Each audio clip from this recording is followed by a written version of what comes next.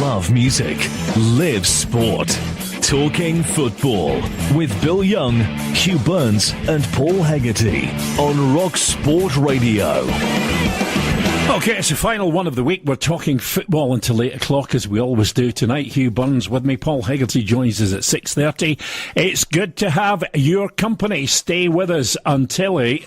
You can listen to the programme on DAB digital radio across central Scotland.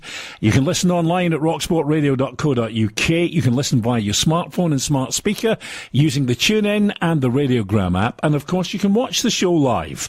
We broadcast a live video stream on Facebook, on Twitter, on Periscope and on YouTube.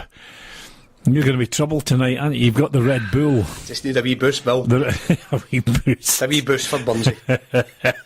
Well, my boost's already. I've already had a great start. Just to let the listeners know that was maybe listening to Alec before he came on. I met my hero tonight. Shell Suit Bob. Shell Suit Bob with Stevie was on there. Big thanks to Stevie for coming into Rock Sport. And I was a wee bit starstruck. I got a bit of chat. He was talking about pantomime. I says, my mum thought you were brilliant the other night there. He says, really? Mrs. Buck, thanks very much.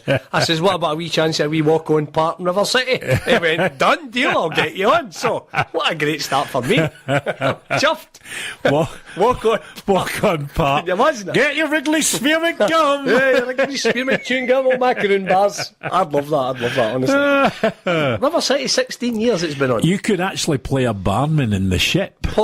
In the ship? In the ship. Aye, I could actually. Because, you've got the licence through the experience. You could do that. I could do a wee bit. I've always wanted to do a wee bit of that. Or you could be like a debt collector. You've got that look about you. Aye, I could do a wee bit.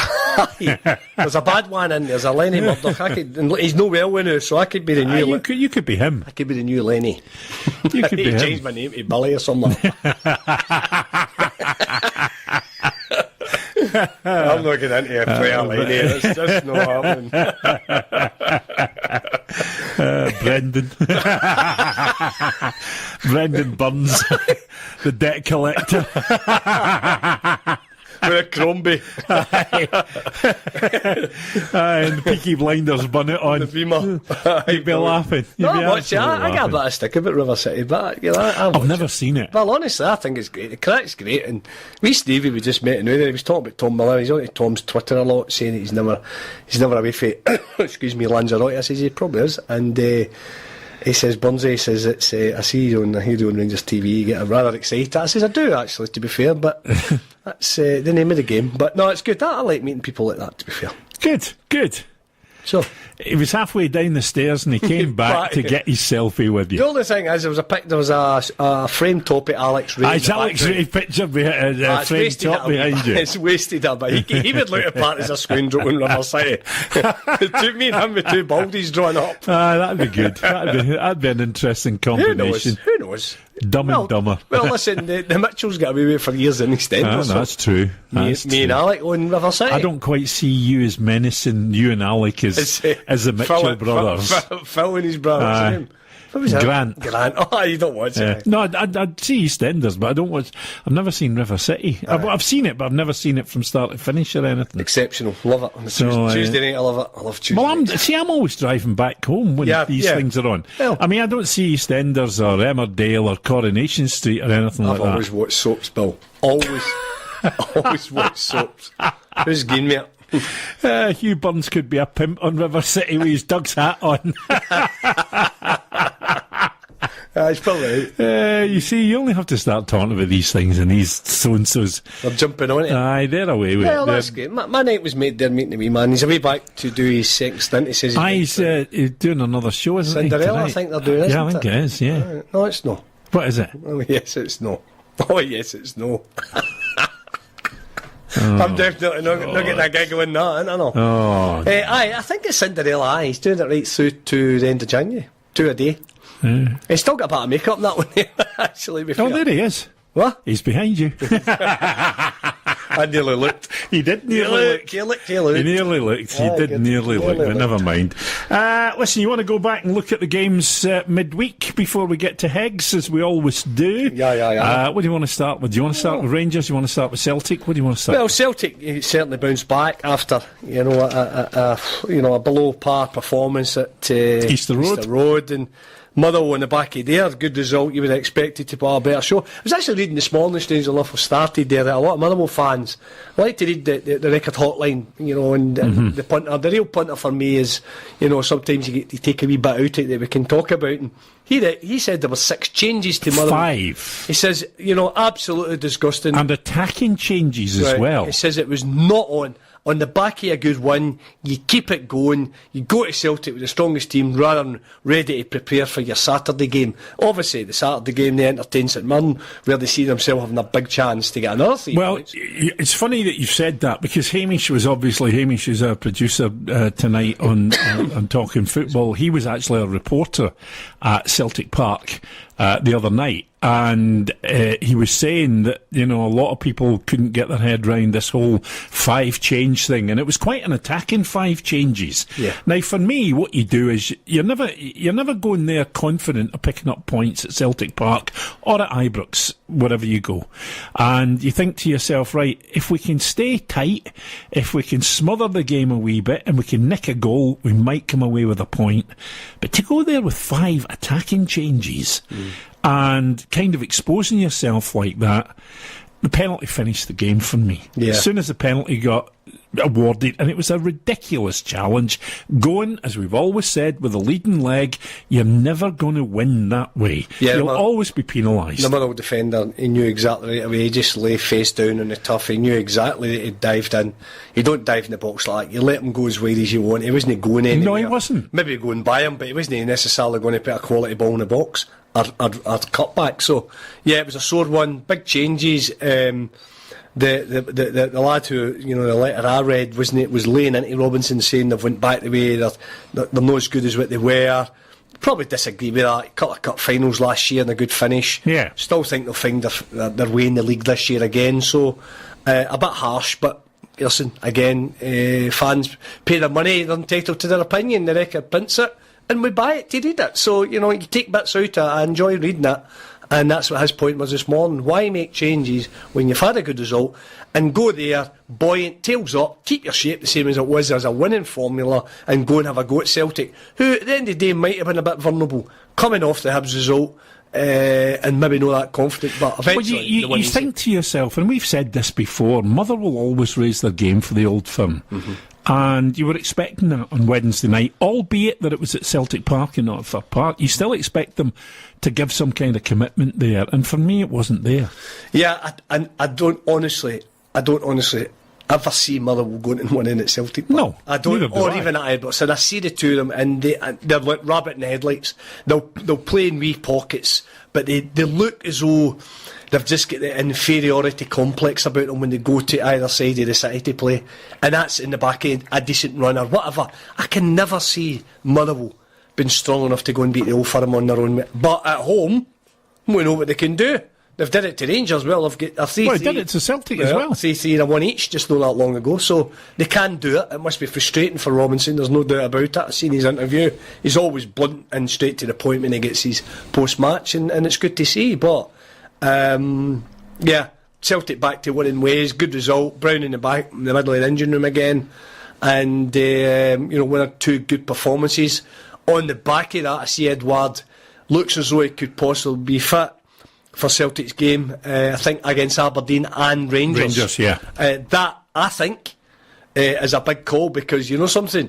If they've no got Edouard, where did he go? And we spoke about it a couple of weeks back, on Fridays and Mondays, even with Murdo. Where did he go if Edouard gets injured? Because they have got no recognised striker. I don't know what's happening in the reserves. I'll tell you what I'm a wee bit kind of concerned about as well, and I'm reading between the lines with this one.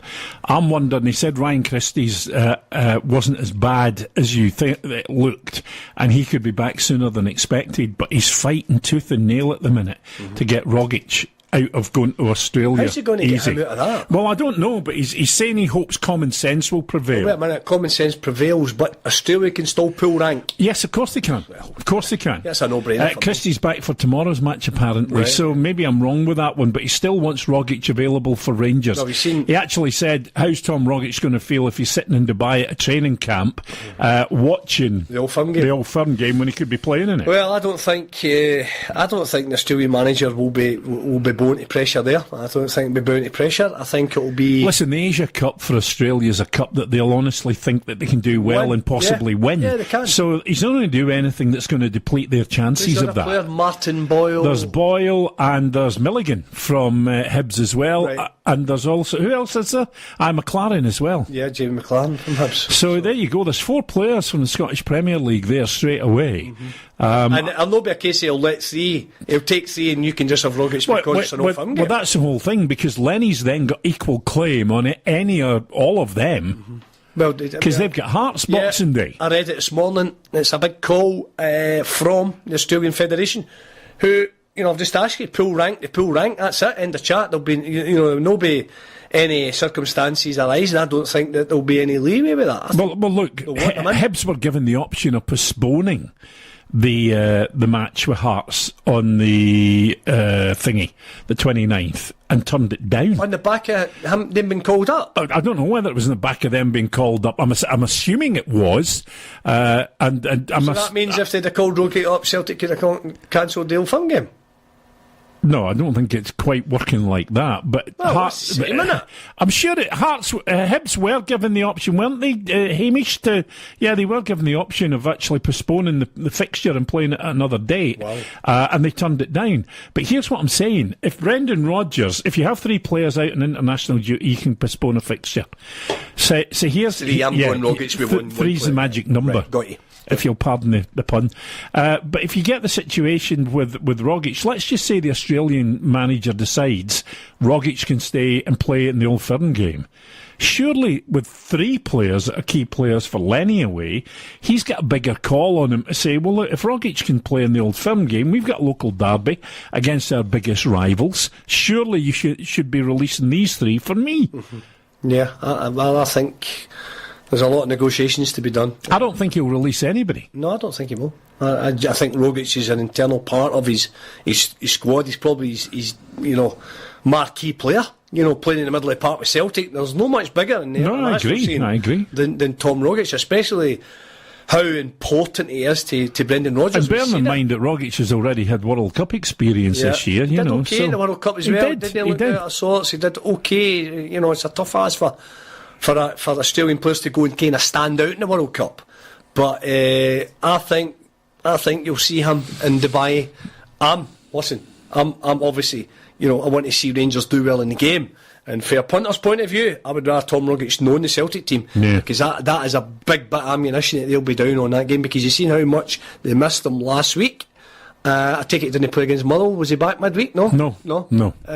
But he's a big loss. He's their most forward-thinking midfield player, apart from McGregor, who will do that, but Rogic is very, very good. While you're talking about McGregor, he's just signed a contract extension. That's a good bit of business for Celtic. Quality little player. Spoke to Jerry and Murdo about him, and a lot of Celtic pals of mine, and I think he's the ace in the pack there. They talk about Tierney and they talk about Forrest and what have you, but I just think McGregor's magnificent. I think he's your typical wee midfield Celtic player. Been born and bred there, must love it. He'll be loving the situation. And what I liked about McGregor as well, got to say, went a wee bit of bother, and as young players, I think he get caught drunk driving a year in the back, and he's learned for it, he's kicked on for it, that way, and he's back playing again, and just shows you he's obviously, he's took it in the chin, and right, okay, I'll not be doing that again. I want to be playing, in the Celtic team that's got him, in the Scotland team that's got him an extension, going to make him a wealthy young man. So where else would he be wanting to play his football? I think he's a great player, and I think there'll be clubs. He's the type of player, Bill, technically, and the feet that he's got, the way he can move about the park, that there'll definitely be clubs down south. Well, I know that everybody that's on my Twitter feed will be kind of jumping on this, saying there's me selling players for Celtic and things like that again, but I'm not. But it's a good bit of business for a number of reasons. If he signs a new contract, an extension to his contract, his value automatically goes up if a club need to come in and get him, because they have to pay his market value plus buy out his contract. So from that point of view, it's a great bit of business. There's 4 clubs that I'm aware of south of the border that are looking at McGregor. Will he go? I don't think he will. I think he'll take his time. I think he'll see at least another season out for Celtic. I think because he's a Celtic boy through and through, like Kieran Tierney. Yeah. I think he'll actually see the 10 in a row as being a target that he wants to be part of. So it's a good bit of business from Celtic's point of view. They were comfortable on Wednesday night, Hugh. Yeah. The second half, to be fair, Brendan Rodgers saying he was disappointed they couldn't go out and score more goals. There was really no need to.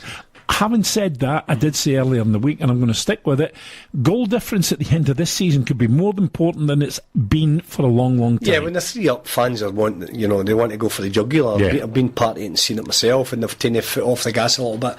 Again, if you'd have said to me to start the game, would you take 3 now? Of course you would, especially on the back of a bad performance at Easter Road. But no, Celtic, you would expect Celtic to bounce back. No firm don't. I know Rangers have had a couple of iffies, draws and what have you, but not 2 defeats in a row, if I'm right in saying, in the league anyway. So Celtic, I would not have expected to lose against Motherwell midweek, but I don't think Motherwell were strong enough to go and win it any old firm. Well, we're talking about contract extensions. Ryan Jack, of course, just announced that he's signed with Rangers till 2021. Your thoughts on that one? I'll tell you, I was talking to Jerry last night, Jerry McCabe, Hugh. You may or may not disagree with this. Ryan Jack's an unfortunate player. Because Ryan Jack does what I call the dirty work in a team. You know, the work that doesn't attract a lot of plaudits or attention. It's the real nuts and bolts work players like Ryan Jack do. You notice when they make a mistake, but you overlook all the good work that they do. Yeah. And I think he's a great player, and I think he does a great job for Rangers. I really do. But because he does the dirty work, the nuts and bolts, people kind of overlook it a wee bit. And I don't think he gets the recognition, certainly, that I would give him, that's for sure. Well, there's a lot of players came on the back of big reputations to both sides of the old firm, and a lot of fell by the wayside. He's came in, disciplinary could have been a bit better. He's adjusted, I think, this season more than last, obviously. Getting his fitness a bit better, playing. And I think when the manager's putting him on an extension contract, I'll tell you that, apart from maybe Arfield himself, with his holding midfield players, he's now for me ahead of Rossiter. He's ahead of Ross McCrory, who did well. Yeah, he did very well. I like McCrory. Rangers were excellent. Yeah. The first 20 minutes it was a bit tentative, but after that there was only really one team in it, and the only thing that Rangers didn't do was score a goal. But apart from that, you couldn't fault them. They created chances. They were pushing. They chased. They were in Hibs' face. They did to Hibs what Hibs did to Celtic, really, on the Sunday. Yeah. And I thought Rangers were excellent. I thought they were exceptionally good. And I would agree with Stephen Gerrard. I think in terms of away form, that's the best game they've played. Watched his interview, watched the game, watched the highlights. Read all the reports on the game, and really everything came out the game.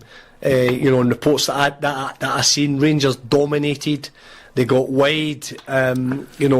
Chance after chance. For me, the miss of the match. Alfredo had a couple of chances, but James Tavernier's 5 yards out, and he takes his eye off. Yeah, no, that was shocking. That was especially with a player with ability. That was harder to miss than it was to score. Just connect to score. Bodan's made a couple of great saves, especially Alfredo, first half, he's cut in bottom. I panicked when I saw the goalie coming on after Marciano went off, because I thought Prince Harry's playing in goals for Hibs. He was getting big shaggy out of Scooby-Doo where I was, but he made some great saves, kept himself in the game. Rangers dominated. Probably we got a wee bit of an eye-opener on Big Gareth's pace when I think Canberra or Shaw get in behind him a couple of times. That's going to happen. That's going to happen. Is that why he was replaced? Because of, I think so. Rather than he didn't have a knock or an injury. I think he made the call. Right, okay, you've had it long enough, and we'll freshen it up. And what we did, I think, was correct. But it's 2 points. It was dropped. There's no doubt about it. The bottom line again. I seen his interview. He says, "Listen, we've been outstanding. We've bounced back. We've played the way we want to play. This is the way my Rangers can play." His interview was very good. He said, "But the bottom line, I'm going back through the road with 2 points lost." He said, "We've absolutely pummeled Hibs."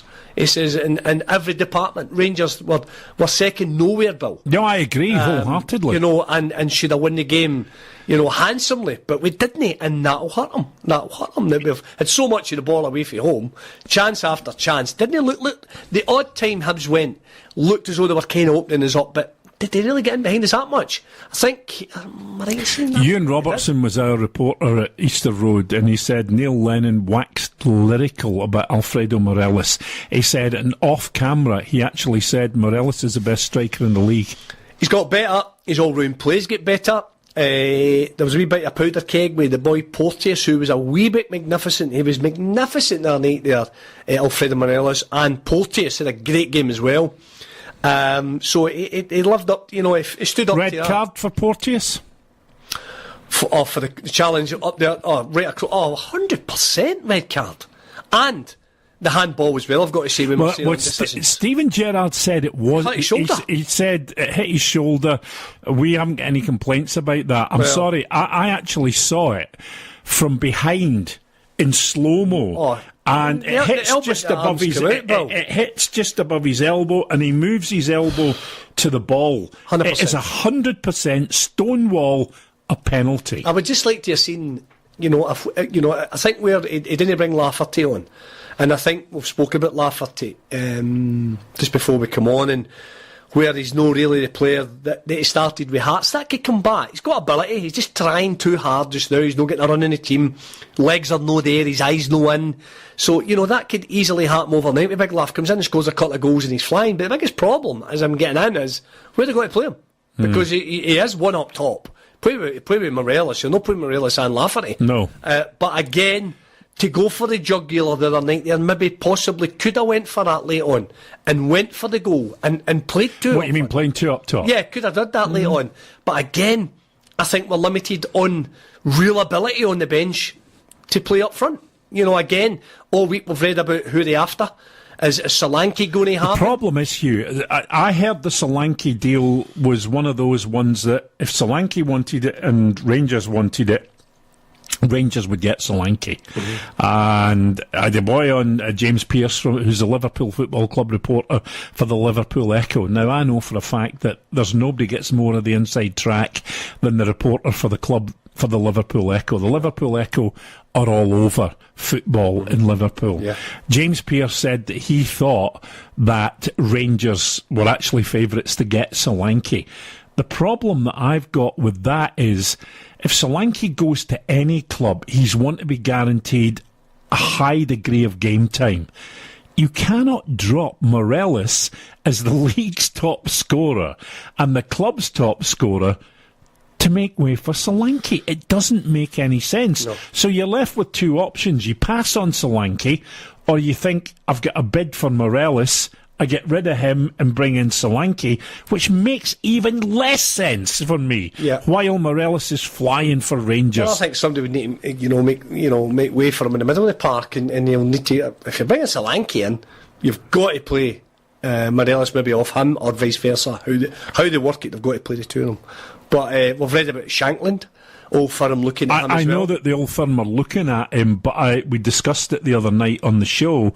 I forget who we discussed it with, but we did discuss it the other night on the show. 20 goals in the Championship, isn't it? The problem that you've got, and this would be a problem for both Rangers and Celtic, they would either have to pay over the odds for him to get him straight away, and well over the odds, because Ayr United are happy to take a reasonable fee for him, but would want him loaned back until the end of the season, till they got promotion. Yeah, I would think that stacks up, and I don't know. I genuinely don't know if Lon Shankland's good enough to go and play with Old Firm. But if he's playing at Ayr United anyway, it doesn't resolve the problem of only having Edouard at Celtic Park and Morelos, if he's out, at Ibrox. Yeah, I don't think. I don't know if I watched Shankland for United. Certainly in the United team, they were getting a lot of the ball anyway, and it was predominantly Rangers that were on the ball in the Betfred.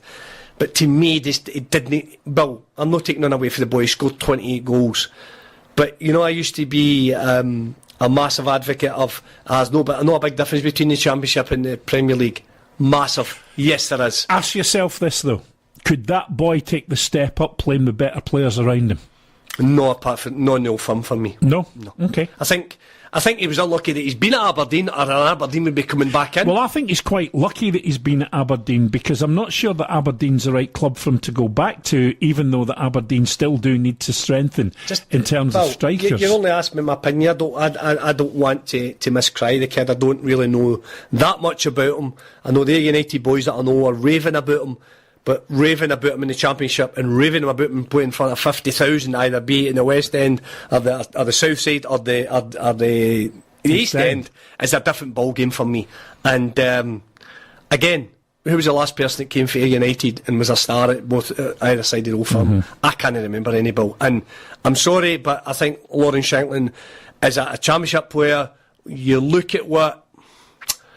Well, listen, you look at what the boy Boyce was doing for Ross County and scoring every week, goes to Burton and he's kind of in and out of team down there. That's the kind of level that players up here who are doing well, and he was doing well in the Premier League.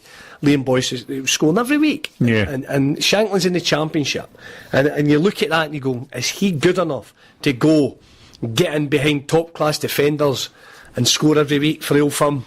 I don't think so. Get chances, no doubt, but again, Bill, we've seen them coming and we've seen them going. Just a quick one. Stephen McGuinness is asking me a question. Any news on Solanke to Rangers? The only news I can give you is that Jurgen Klopp will not make any kind of decision until after the Christmas fixtures to see how he's fixed in terms of injuries, Stephen, which is what we discussed the other night, and I got confirmation of that the other day as well. I got that confirmed that was the case.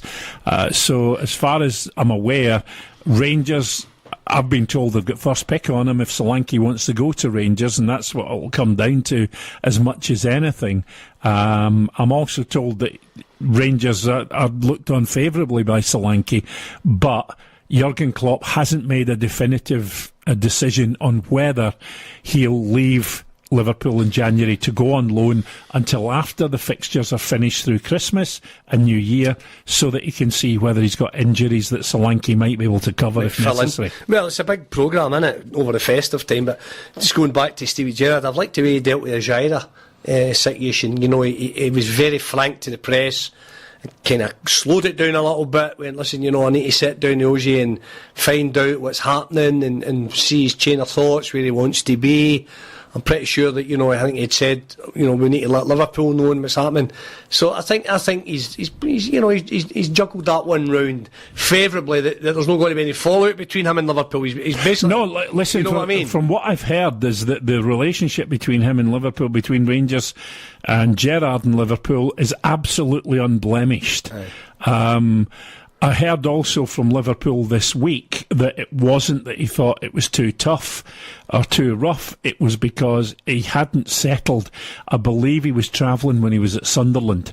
So this was his first trip away, and he was finding it hard to be settled. So in one way you can be relieved that it wasn't too rough for him.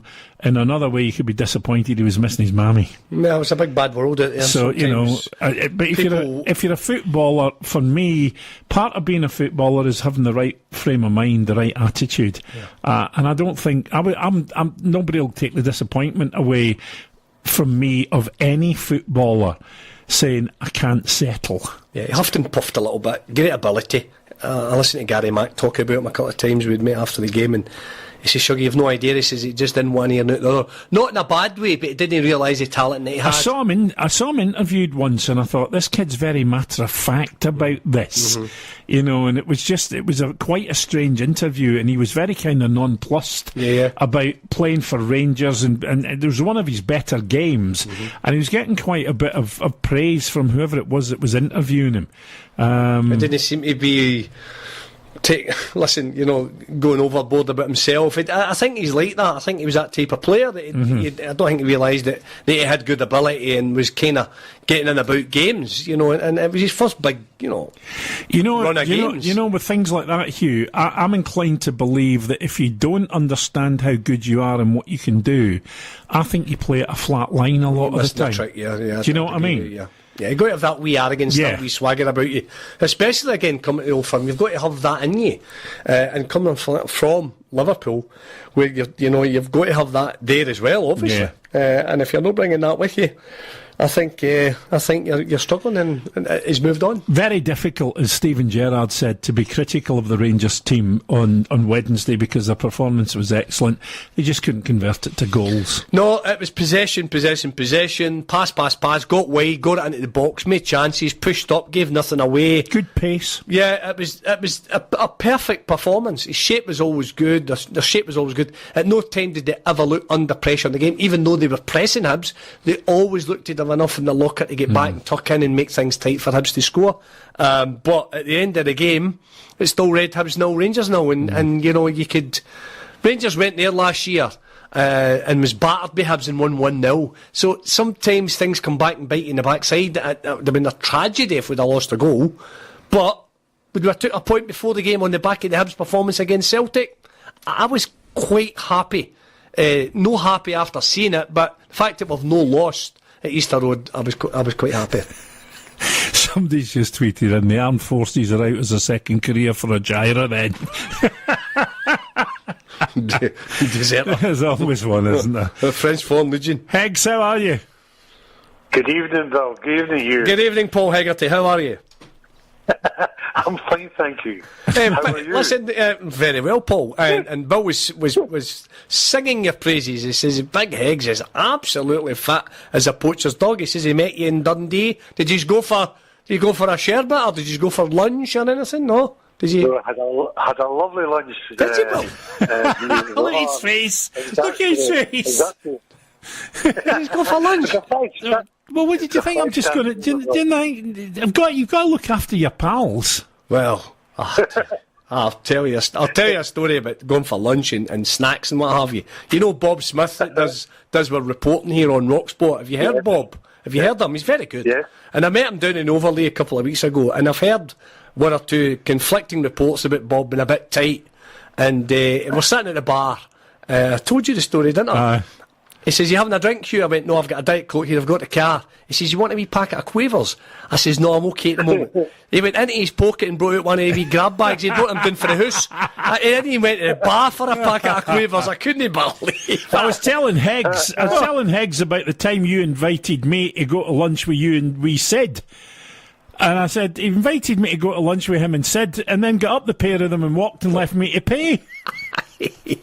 Remember? That's the idea. So where did you lunch in Dundee? We were at the Doubletrees at by Hilton. Oh, nice. A Doubletrees by Hilton. We were there for an hour and a half. We had a fine time.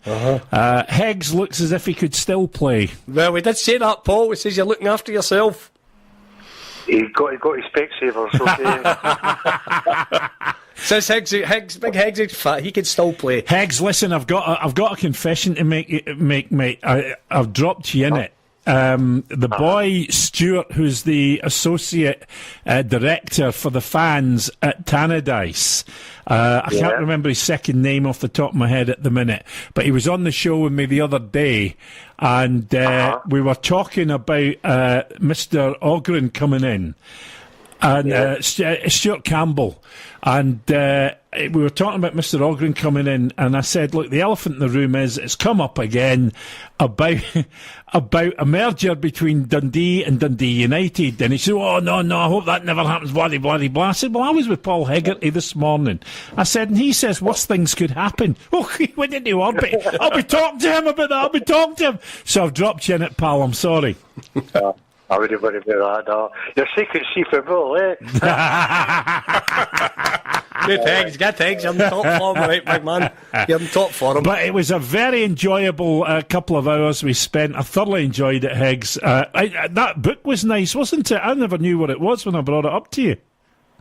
Well, it was all from I think it was the 60s up to the present day, Bill, and obviously there was, from the past and present. And it was actually, I've never seen that book before at all. That's the first time I've ever seen that book. But it was actually very good reading, and very, very informative, because sometimes your mind gets clouded and you don't realise what actually happened, even prior to you signing for United, because you had people like George Fleming, Frank Capel, Jackie Copeland, Doug Smith, who really started the decent teams at Dundee United, and obviously slightly got better as the years went on. But these players were really important to the ground in the Naries and the Sturrocks and the Hegartys, so they definitely helped us in every way, and it's just nice to look back and even prior to you playing, it was very informative.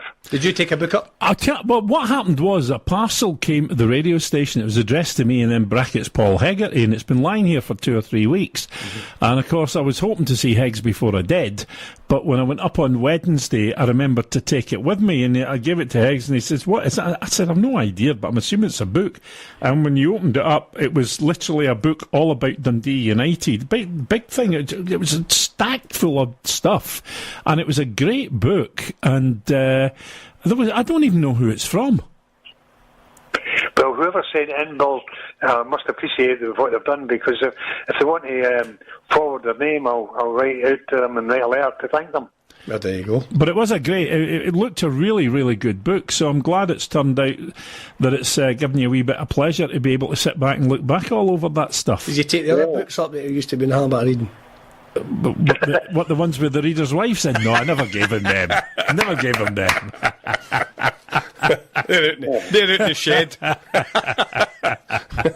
I'll tell you what though, hey, that steak was done to perfection the other day. Yeah, wait. What day was it? You met? Wednesday. Wait, I was free Wednesday. I was free Wednesday. I would love to have not met Big Higgs on Wednesday. I'm sure you would have. Well, I'll tell you what, Higgs, see the next time Dundee United play on the Saturday and I'm free, I will come up and I'll go to a game with you. There you go. How's that? He's working. He'll be working. That's all right, as long as it gets me hospitality. And a bevy and a train down the road, I'll be quite happy. Higgs, do you remember that show that used to be on telly years ago? Can't cook, won't cook. That's Bunsey. That's Bunsey. Only it's can't pay, won't pay. Well, there you are. Me McCabe's just text me, and my tickets are sorted for New Douglas Park tomorrow. Oh, good. Good. I like to get my tickets organised on a Friday night because the big team don't play till Sunday.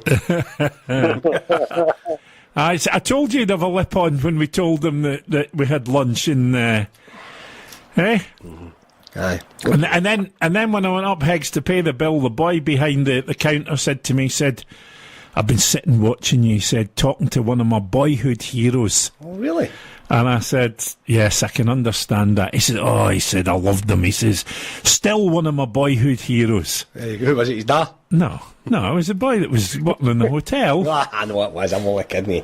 Well, yeah, listen, we can sit here and have a go at Big Hegarty about, nearly going to Tottenham, playing all the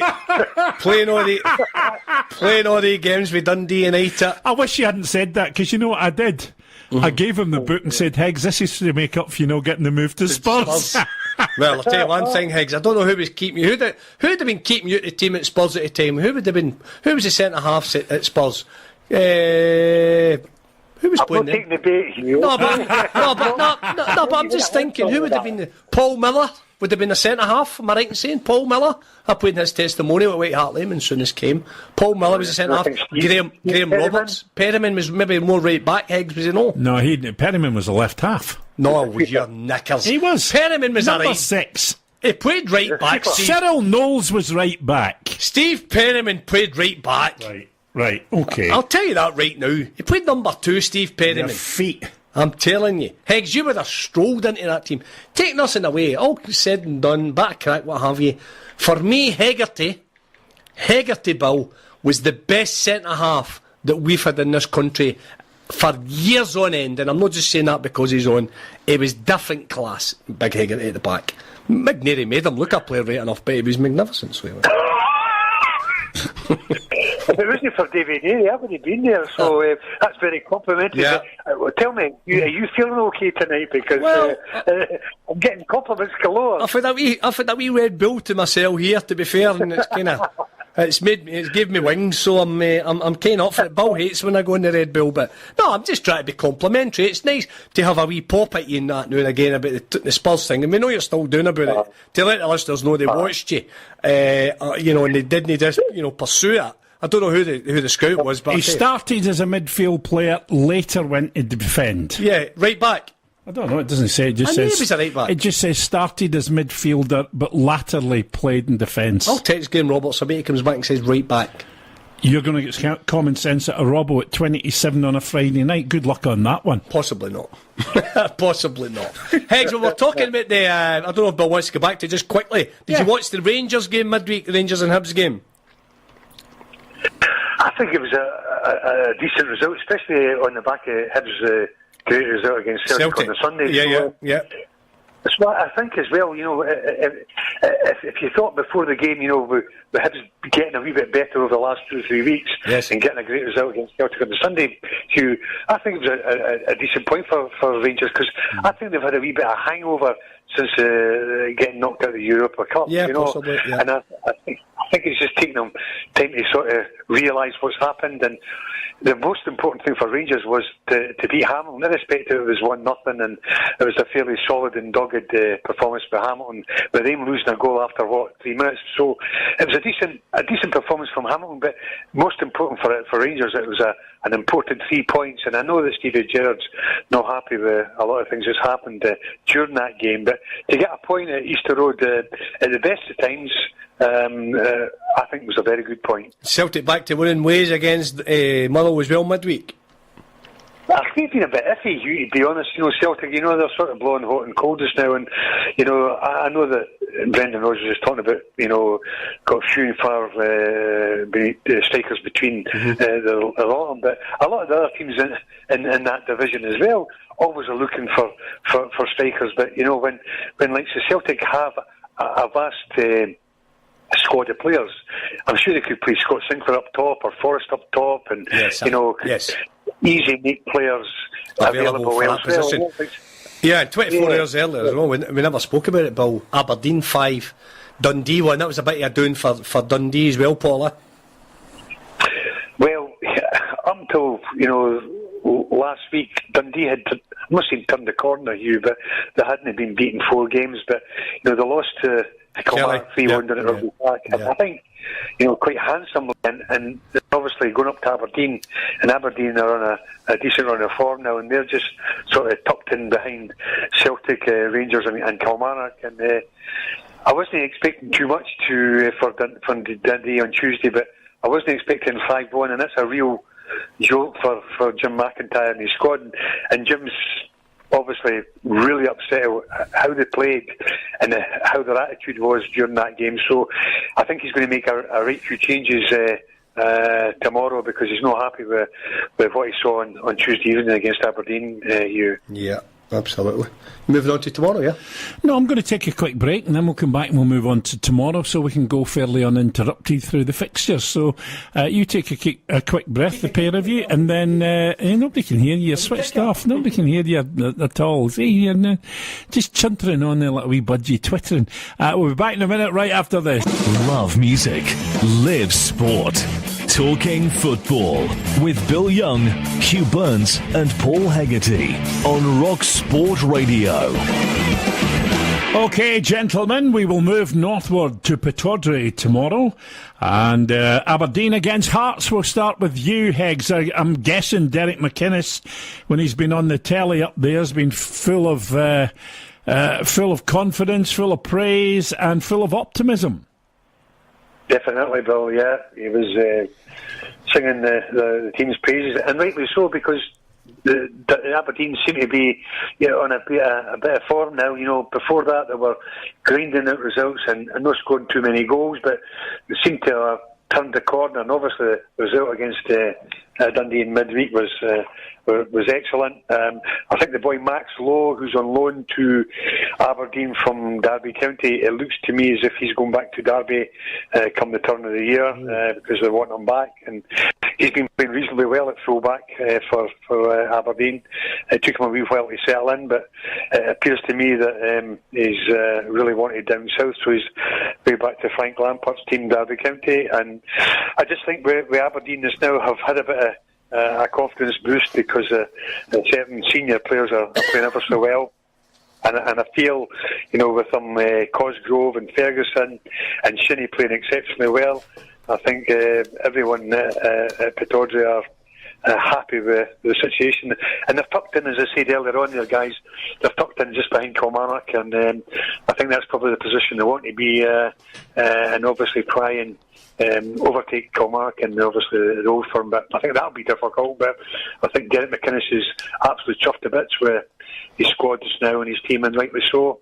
And then you get the other side of the fence, Hearts, and I've got to compliment you again, Bill, with the result you said that Hearts would lose against Livingston last week, but you didn't say 5-0. No, I didn't see 5 coming, Higgs, I must be honest. No, fantastic. And I heard Craig Levine tonight, and he's obviously wants to atone for the massacre that they received against Livingston at Tony Macaroni last week, and he'll be looking for a reaction, a response, and obviously a team that Hearts deserve to put on the park. And it's good to see senior players like Sabera last week obviously criticising him himself, and obviously criticising his teammates because of the poor performance and obviously the poor result against Livingston. But no, you can't take anything away from Livingston. A fantastic result, but I think it'll be a hard result for Hearts, because they are missing Shooter, they are missing Naismith, and I think the sooner they get these players back, the better for Craig Levine and Hearts. Naismith is back tomorrow, I think I'm right in saying. He will be available for tomorrow. How big a difference will that make, Hugh, bearing in mind that he's been out for a while? It's going to get him a wee bit of time, after being out as long as he has been, to get up to speed with match fitness, competitive fitness. Yeah, I know he's pushing on age-wise, but if it's up top, that's a wee help for him, and you know, he's cute as a player as well, Naismith, and that's a big game to come back in. But I think I've really got to just go on about Aberdeen before I get to Hearts and just see how well they're doing. And I was worried a wee bit, Paul, for the boy Lowe going back down to Frank Lampard, because the reason he's going back down is because he's been outstanding. Yeah. That's the bottom line. If he'd have been struggling, Frank Lampard wouldn't have wanted him back down the road. If he had been in and out the team, he wouldn't have wanted him back. But I would say maybe the last 6-8 weeks, the young boy's been absolutely magnificent. He was magnificent at Hampden in the semi-final against Rangers. He did well in the final, and every other game I've seen him. His ball, control was magnificent. He passes it, he goes and overlaps, and he just looks a complete player. But certainly Cosgrove looks a big target, getting on the end of things. May's busy round about him. I don't think we would see that, but McKenna at the back's a rock. Shinnie in the middle of the park. McGinn's starting to do it. And Shea Logan's starting to look the Shea Logan of old as well, with a top goalie in behind. And suddenly, maybe 6 weeks ago, if you'd have said that Aberdeen would be 3 points off the top of the league, I would say, I think you've maybe been out during the day, because we didn't see that happening. Absolutely. Derek McInnes will be over the moon that he's managed to dig results out to keep them in touch, and then when they've hit this wee bit of form, it puts them in a great position. Of course it does, and they will fancy their chances against a team who, let's be honest, got absolutely annihilated 5-0 last week. Now, that'll probably not happen again, a score like that, but over the pace, at the end of the day, Livingston scored 5 goals, regardless if it was 4 goals in 8 minutes, still hit the target. Really struggled at the back with Berra and Aaron Hughes, and they really do miss Ikpeazu, Suter and Naismith. We're fed up talking about that. One's back tomorrow, but Ikpeazu's still your main man up front. Yeah. And Suter will be your main man to come back and play with Berra. So they cannot be going to Aberdeen tomorrow with confidence on the back of that. They're now down in 5th place. They were leading the league just a few weeks ago, and they've got a terrible run. The last 5 results, lost, drew, win, lost. That's no good for them. They are missing those players. 1-1 they will come back. The fact that they've had such a good start might keep them up the top half, but suddenly Livingston are only 2 points ahead of Hearts, and St Johnstone are only 2, and Hibs are only 3. So with their derby game to come, I can't see Hearts going up there and win tomorrow. I can see Aberdeen getting another result. I can see them grinding it out. I like the idea of Cosgrove scoring goals, because they need a goal scorer, Aberdeen. For weeks now and then we've spoke about they've been lacklustre up front, no target men, who's going to score goals. Suddenly wee May's getting his finger out, as pardon the expression, and rightly so, for the money they paid for him. Getting himself fit and buzzing about Cosgrove. I'm going to go Aberdeen home win tomorrow, 2-1, Bill. Higgs, before you give me the numbers, let me ask you, because you see it, week in, week out up there on the telly. What's been the general feeling of Aberdeen fans until these last couple of results about the way Aberdeen have been performing? I think it's been mixed, really, to be frank with you, Bill. But I think the important thing is, I think Derek McInnes has said that once he gets his players back fit and healthy again, because McKenna was out for a long spell. Yes. And just what Hugh was saying there, Bill. He is a rock, and even though he's young, he's leading from the front. He's commanding at the back, and he just oozes with confidence. And the more he plays, he seems to get better and better. But I think the jury was out a wee while ago. But what I liked, and what I said on numerous occasions on the shows, was that sometimes Aberdeen weren't playing particularly well, but they were grinding out results. And sometimes that's a sign of a good team, when you're not playing particularly well, but you're winning 1-0, or you're winning 2-1, or you're drawing 1-1, but you're not getting beat. And then you're just hoping that when your big hitters come back, they start to perform, and that's what seems to happen. It's interesting what you're saying, Hugh, about Max Lowe, and I've got to totally agree with you. It took him about a good month to 6 weeks to sort of bed himself in at Pittodrie, right. But since then the young kid has taken off, and I've got to agree with Hugh wholeheartedly. If he wasn't doing it at Pittodrie, he'd still be back up north and playing his wares at Aberdeen. But because he's doing so well, and I'm sure Derby have been taking note of that, that's why he's going back down the road. But I just feel at this moment in time, Aberdeen are in a very good place. They're just starting to get their big players back into form, and they're just tucked in nice. It's probably like horses. You're tucked in just in third or fourth place at the rails, and there's 2 or 3 furlongs to go, and you start to motor about and give the horse a bit of a kick, and then it starts to get into the third place and second place. And that's what Derek McInnes will probably want, just to be tucked in and make sure his team continues with the results, and obviously the last 2 or 3 performances. And if that happens, then it's going to be a really interesting race for the title. What do you think tomorrow's score will be? I'm going to go 2-0 Aberdeen. So 2-0 for you, 2-1 for Hugh. I'm going to go 3-1 Aberdeen. Listen, just before we leave Aberdeen and Hearts, talking about, because Higgs has just been talking about Lowe, you've been singing his praises for weeks now as well. How big a blow is that to Aberdeen? Massive. To lose Lowe, bearing in mind that Considine's looked okay playing back in central defence with McKenna being the main man, and you've always been very reluctant to see Considine as a utilitarian left back. I think what will happen was he will shift over to left, and Devlin will come back in and play with McKenna, I think, if the boy Lowe does go. Never read that in the press. Obviously, Higgs is giving us a sniff of Grampian TV. I know they're a wee bit slow up there anyway, to be fair, at the best of times. But generally that's a scoop for Higgs tonight from up north. So yeah, that'd be interesting to see if that happens. I would like the kids still to go a full season up here. But I'll tell you something, if Lampard takes him down and doesn't play him, I don't think Derek McInnes would be best pleased. But again, he's no your player. He's only up as a guest at your club, and he's been given the platform. He's now flourishing. He looks the part. Got himself fit and get that wee bit about him. He's a good player, Bill. Very good player. Yeah. And good defensively, good offensively, and good to have in the team. And I think that's the problem then. If you play Considine there, he's an auxiliary left back for me, and it's a completely different player you're playing in there. OK, let's move on. Celtic against Dundee. Celtic coming off the back of the win against Motherwell. Dundee coming off nothing, really. But the bottom line is that obviously Celtic are going to look a different team tomorrow because they won't have a recognised striker.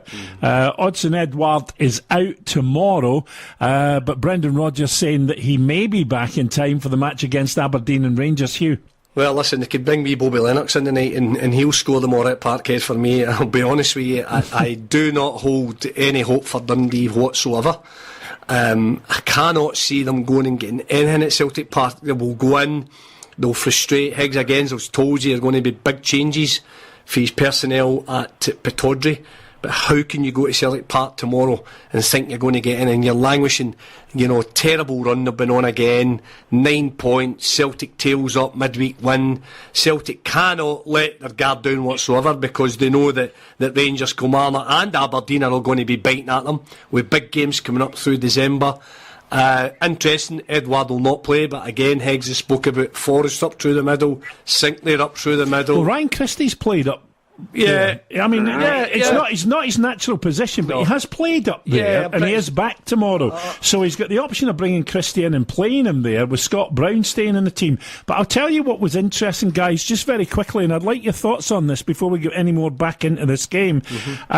Jerry Collins was saying, and so was Jerry McCabe this week, that the difference in Celtic when Scott Brown plays is they don't play with the same pace or intensity as when Ryan Christie's in and Scott Brown's out. Yeah. Well, I think that happens. He's a bit, he is not the type of player, to keep things going at momentum. Christie does. But isn't it fair to say that pace and intensity has been one of the things that's made Celtic look good when they have been playing well? Yeah, I know, but he's been part of that as well when he played, Bill.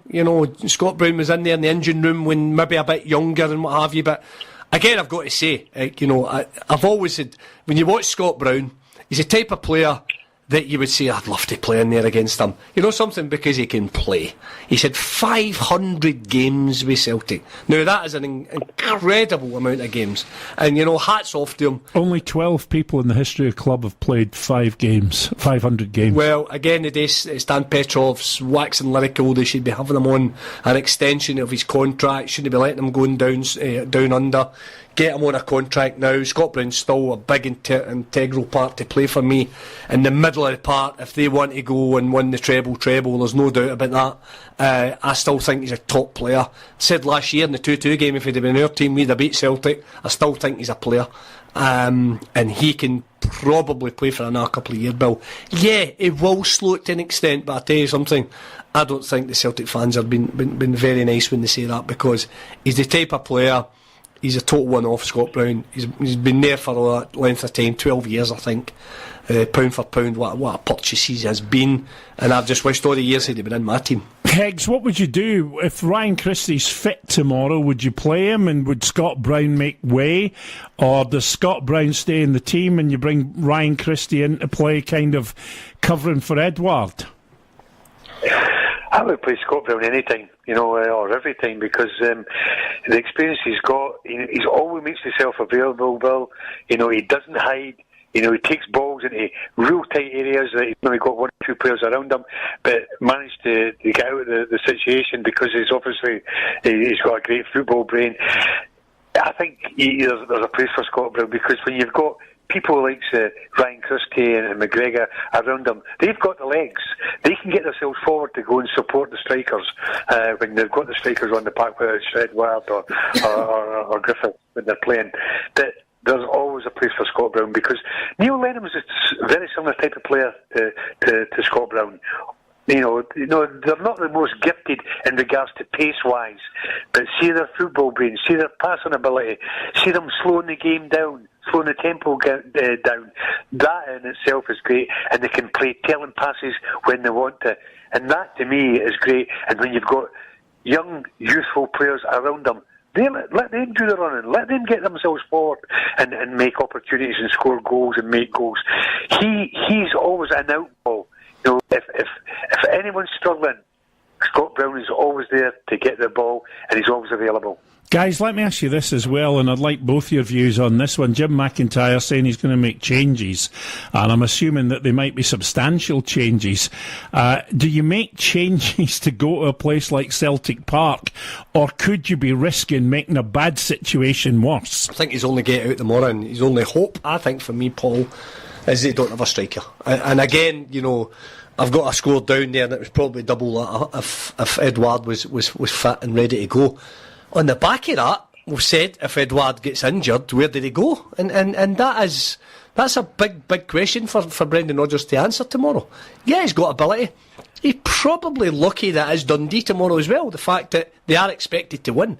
So as the draw comes, as the fixture comes, it's been quite favourable, the fact that it's Dundee. and they're expected to win anyway. And what about Jim McIntyre, though, with these changes? Is this the right game to make wholesale changes? Well, because you could actually... He's got nothing to lose. He's got nothing to lose. Well, you're not going to tell me that performance on Wednesday night merited another chance. No, I'm not. But if he sends out a team tomorrow and plays against a Celtic that haven't got a recognised striker and gets thumped 6-0 or 5-0 again, then you sit back and you think, where do I go from here?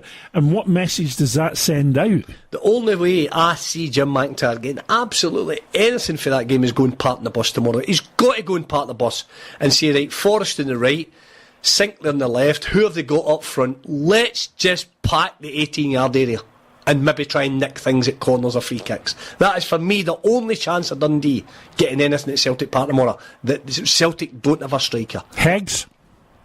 Well, we're saying that Celtic don't have a recognised striker, but you've got talented players in and around the squad that can play up front when need be, whether it's 1 or 2 games or whatever. Yeah. So you've got players that can play in these areas, and they'll adapt because that's what you do. The Jim McIntyre scenario, guys, is that he's got 2 or 3 players injured, and obviously 2 or 3 players are D, and I can't remember the other defender that's in there. So he's got to make changes. But the way Jim was talking about after the Aberdeen game, he wasn't happy with their attitude. He wasn't happy with their application. He could accept the 3-1 defeat against Kilmarnock on the Saturday because they applied themselves and they were beat by a better side. But what Jim McIntyre, and like every other manager, cannot accept is players not working extremely hard and putting a shift in. And that, to me, he's got to make changes. But I've got to agree with Hugh, they have got to make it awkward for Celtic. They've got to deny them space, let them have the ball in front of their back 7 or 8, and let players close people down. And Celtic will probably have 75% or 80% possession, but what they've got to do is try and frustrate Celtic. But Jim McIntyre is a good manager, and what's happened, he's had 2 dunts over the last 2 weeks. He probably wasn't seeing that. He was probably thinking his glass is half full, because up until the last 2 games, guys, he had a couple of wins and a couple of draws. So that was no defeats in 4 games, and he was hoping to build this up, but he knew that he was having Aberdeen, he was having Celtic in the next 2 fixtures, and if they could sort of try and maybe eke out a draw against Aberdeen, or maybe take something creditable, maybe losing 1-0 to Aberdeen and maybe losing to Celtic tomorrow 1 or 2-0, then you can see the wood for the trees. But I'm like yourself, Hugh. It's a difficult time. It's a real hard time for a manager to try and get his players back playing, because they've taken a pounding over the last 2 games, 8 goals against, and obviously 2-4. So he'll be looking to keep it solid. Whether he keeps it solid remains to be seen, but I think it's a fallacy Celtic have not got a recognised striker. They've got decent players within the big squad that I'm sure somebody will come along tomorrow, whether it's a Foster, a Forrest or a Sinclair, who'll pull a trick out of a bag and score a couple of goals. Because you're talking talented people there that can adapt and can play in different positions. You're only talking a centre forward coming in from Forrest side or Sinclair side, 15-20 yards in the park, and then play up front. They can keep the ball, they can hold the ball, they can run beyond the defenders. And I think these are talented players that can adapt to the one-off games. All right, give me numbers for tomorrow, Mr. Burns, and I suspect I know what you're going to say here, because I think it might be the same as mine. I've got Celtic 3-0, purely the fact that they don't have a recognised striker, but it would be a lot more if Edward was in the team for me. 3-0 Celtic. Okay, Paul? Exactly the same, Bill. 3-0. I'm going 4-0. Going 4-0. 4-0 Celtic. Yeah. I just think that Dundee are in a bad place. I think I can understand why Jim McIntyre's making the changes, but I think it'll be quite difficult to put in a team that's been fairly radically overhauled, whether it be because you think you need to overhaul it or because you've got some injuries and you want to change other things. I just think Celtic tomorrow will be far too much for Dundee. I think the more I hear Paul talking, I think Forrest might be the guy that's asked to go up and play against the centre halves and get in behind with his pace, get a good little touch, and I think he might be the guy. Young boy Mickey Johnson, I think he'd come on and score. Was it Mickey Johnson? Mikey Johnson, he'd come on and scored the other night there. He could start Sickler the other side and Forrest up through the middle, so he's got options, as Paul said. They're at Celtic Football Club. These guys can play. They're not there. If they weren't any good, they wouldn't be there. So, they'll need to adjust to where the manager wants them to play, how he wants them to play, and if it's a bit of a stopgap. But I think they're clinging their hopes on Edouard coming back. And let's be honest, Edouard's not exactly been setting the head on fire either. So he's been inconsistent. He's had very good games and he's had very poor games. He has.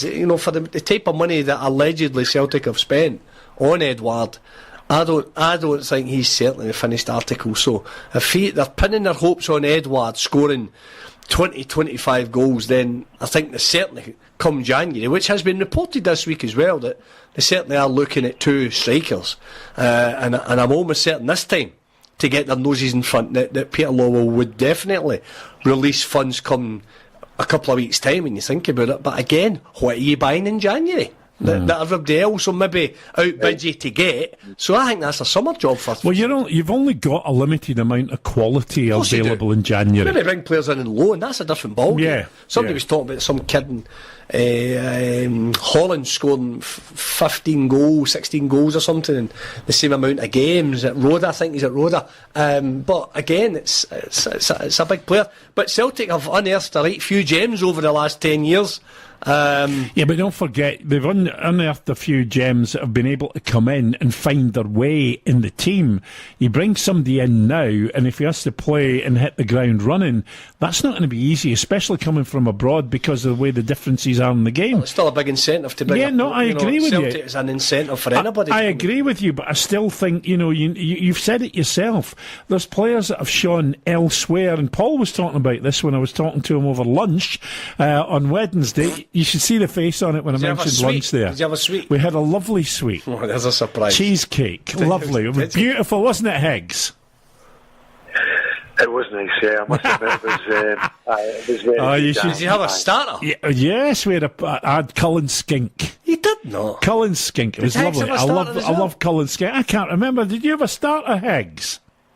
I had a soup. It was a lovely soup, It was... you get to yourself, you boys, didn't you?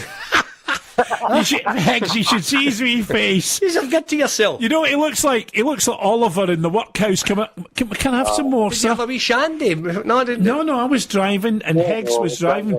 I had a coffee, Higgs had a Diet Coke. Oh, my heart bleeds, Well, I don't know about your heart, but your face doesn't look that happy. I'm starving now as well. I'm Hank Marvin, and all you're talking about is a 3-courser up at the double tree by Hill. I can't believe it. I cannot believe it. Ah, dearie me. Well done. Yeah. Well done, he says. I think you're the only one that's actually got a bit of lunch teeth. shoot him, Higgs, all these years. Hey, what are you talking about? I told you and Sid got your You told us you were getting it. Your nose bag's that would have been on the company credit card. Your nose bag's done, so don't worry about that. It's become the credit card job. Don't blow your own trumpet. No. I paid for it. I pay when it's my pals. I paid Rock for it. Sport paid for it. No, I paid for it. Hope you're listening, McKinnon. Actually, I paid for it, but it was a difficult method because the machines were down. Oh, were they? The machines were burst. Were they? Aye, they weren't working, so she couldn't take the money. So she put all the stuff in the system, and then said, "We'll do it later on," but it still hasn't gone off my credit card. So we might have got a free lunch there, Higgs. Oh no! Well, I'll be phoning. I'll be phoning. I'll be phoning him and even I have to make sure. I know you will. Chasing you on. I'll give you Mr. Young's personal mobile number. I can see your wee coupons. His wee coupons crumpled because he's never had the lunch with his Higgs. Well, next time you come up to Dundee... Next time I come up to Dundee, I'm not telling him. Well, I'll tell you what. I'll check the fixtures, big man, and I'll get myself up there and get a wee bit of hospital. Well, you know, with all the business that we're doing, Higgs, I will be up on a regular basis, so I'm looking forward to us having a couple more lunches. So the lunch will be on me the next time, Bill, okay? That's very good of you, mate. Very I'll good scratch your back, you scratch me. Couple of trumpets. What a Just face. imagine you. What a face. Jack Victor on tour. That was good. Now, listen, I'm telling you, Higgs looks better than both of us. I mean, it wouldn't be hard to look better than me, but he could play tomorrow. He's 10 years. Listen, there's hardly anything He on could me. play tomorrow. He's 10 years older than me. But you've got that worn out look. You've got Higgs looks as fresh as a daisy. Because I've got no hair, that makes me look older. No, it's not. It's just the fact that you've got that, That scraggly look. Aye. I'm sorry. Well, I've been married and divorced twice. That's a lot to do with it. Higgs, I don't think. I couldn't see a line on his face. And Higgs is with the woman he was with all these. I've been married and divorced more times than Mick Jagger. See, come on, no wonder I've got that look about You've me. nearly had as many wives as teams. Remember the marzipan loyal me. Oh, Jesus. Right, boys. Hamilton Accies against Killie. Mr. Hegarty, you can start. Well, I want to hear what Hugh says about Hamilton against Rangers, but from an outsider looking in, I thought, losing a goal after, 2 or 3 minutes at Ibrox last week, I thought Hamilton would have folded, but they were dogged, they were solid. I think they made 1 or 2 chances, but probably coming away losing 1-0 after losing an early goal. I'm sure Martin Cannon would be, I'm not saying delighted, but would be relieved and probably happier because it wasn't a doing. And Martin and his team have been through this all before, and I think the way that the leagues are panning out, you can see a top 7, top 8, no, a top 7, top 8, and then you've got Motherwell, Hamilton, St Mirren and Dundee respectively. That could be a mini league, but you would like to think that Motherwell might just sort of knock on a few more points. But Hamilton have been there before, guys, as we all know. They're seasoned campaigners at that, and they're great at surviving. So I can see Hamilton just getting through the season with the skin in their teeth again. But all hats off to Martin and his squad for not losing by 4, 5 or 6 at Ibrox last week. And then we'll go over to the opponents tomorrow, which is Kilmarnock.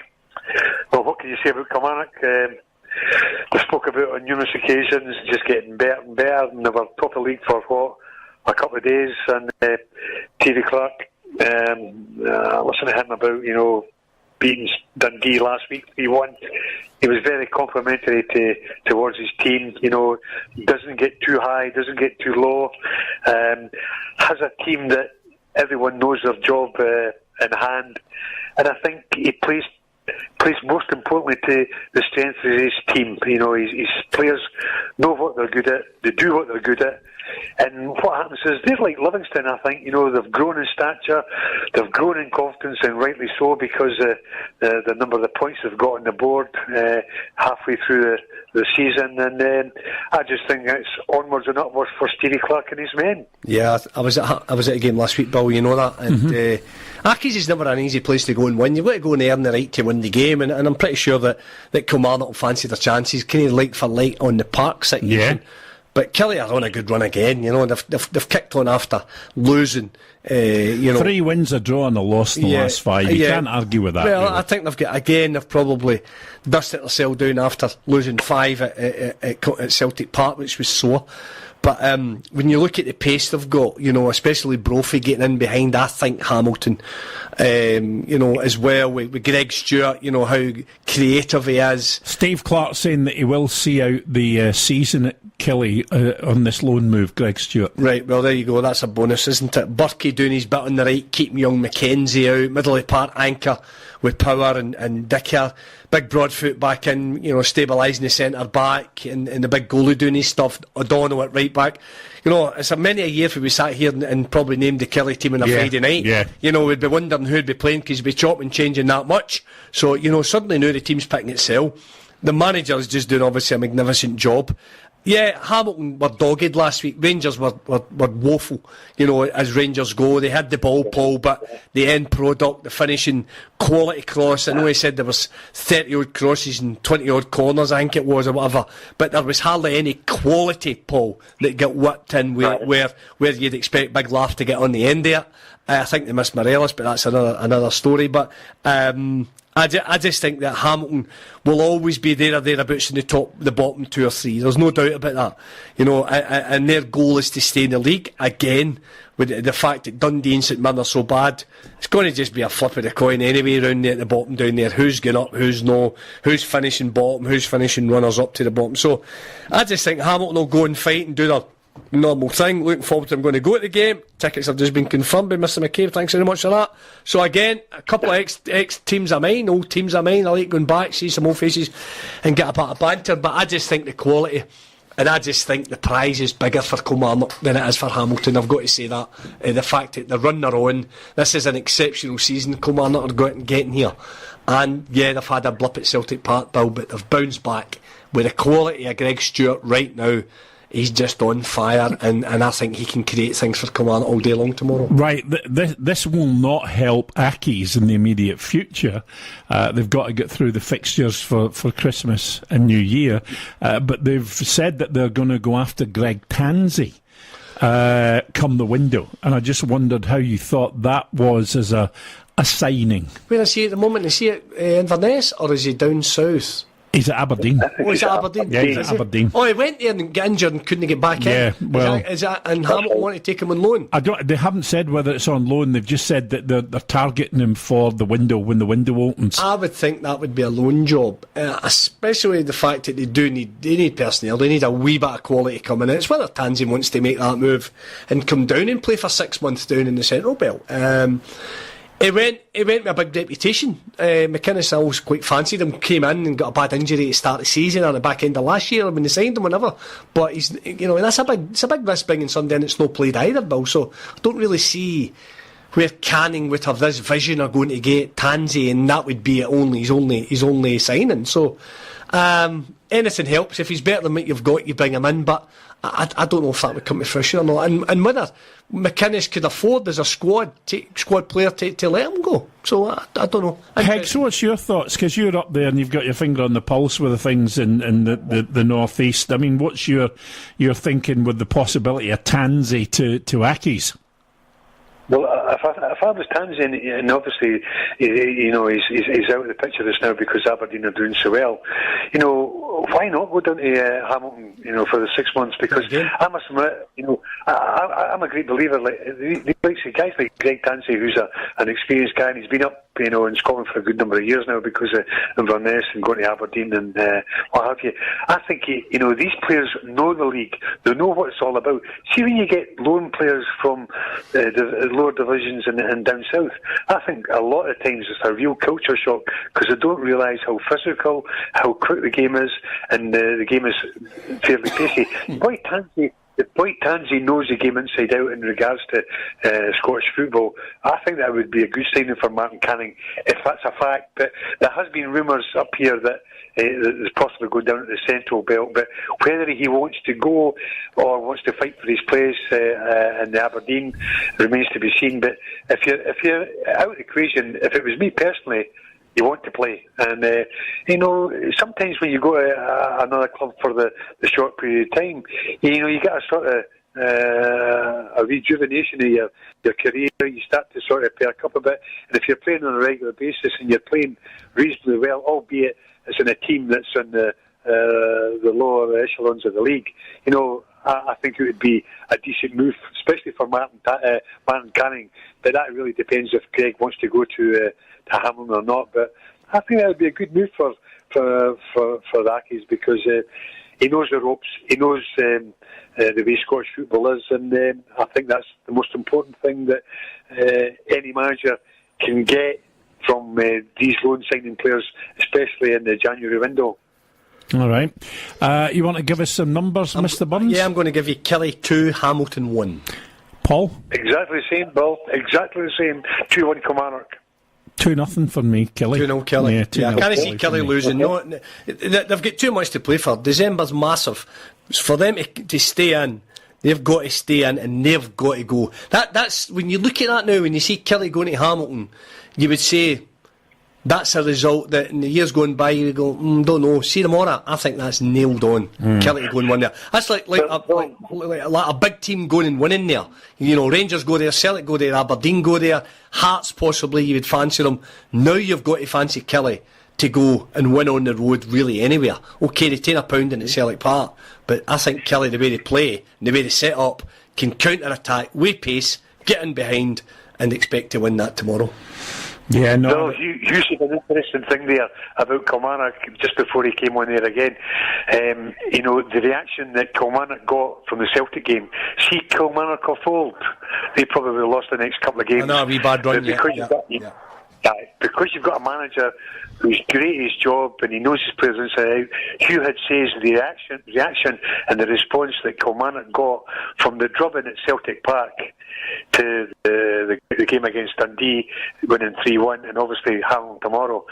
That of years of old to Kilmarnock, that wouldn't have happened. No. Now you see a different Kilmarnock side. Now you see a solid, commanding Kilmarnock side, just desperate for the next game. And obviously, I'm like you.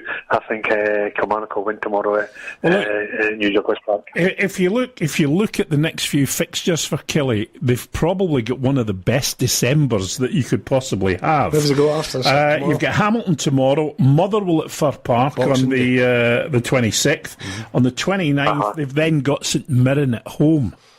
Yeah, that's it. So you've got to think, if you're Steve Clarke, you're thinking to yourself, I've certainly got, 9 points out of that. Well, tomorrow's probably, I'm not saying that, in fact it's away from home and then they entertain, as you say, Motherwell who always do okay down at Rugby Park. Well, it's at Fir Park. It's at Fir Park. Yeah, it's at Fir Park. The way they're playing, I think they'll take anybody on, but that's a good run of fixtures. It is, isn't it? You do. We bit of luck, 9 points would get them right up there, because there's something's going to give way between Rangers and Celtic at the end of the month. Rangers have got St Johnstone Sunday, which is a toughie. Hibs as well at home, so on Boxing Day. Well, here you have, Hugh. To be honest, and Higgs, you'll agree with this.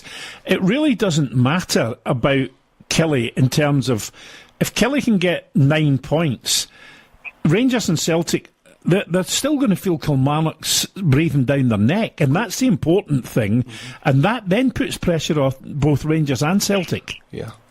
Well, I hope I'm not putting a kiss of death in Stevie Clarke, but, Kilmarnock are not going away. You know what I mean? No. Everyone thought, they're doing okay. They've got 20 points in the bag, or they've got 25 points in the bag. Now they've got something like 34 points in the bag. They're not going away. You know what I mean? So they're gaining in confidence week by week. And Hugh hit the nail on the head with the Celtic game. They lost 5-1, right?